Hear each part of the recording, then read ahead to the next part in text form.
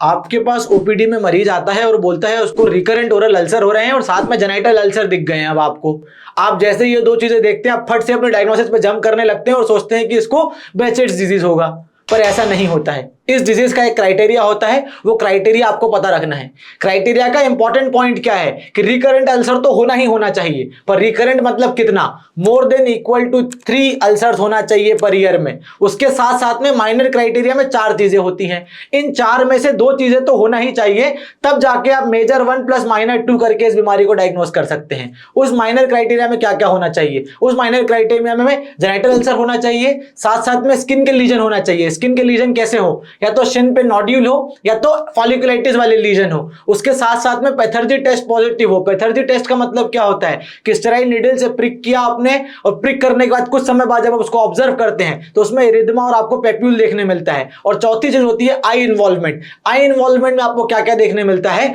कि कहीं उसको पेन, रेडनेस, फोटोफोबिया तो नहीं है, यानी कि एंटीरियर यूवाइटिस और पोस्टीरियर यूवाइटिस दोनों के सिम्टम्स मिल सकते हैं। अगर इन 4 में से 2 positive plus recurrent oral ulcer हो तभी जाकर इस बीमारी को डायग्नोस करना। अब कमेंट बॉक्स में ये लिखकर बताओ कि एंटीरियर यूवाइटिस और पोस्टीरियर यूवाइटिस दोनों को आपस में डिफरेंशिएट कैसे करते हैं। और अगर की केस अच्छा लगा हो तो चैनल को फॉलो कर लो।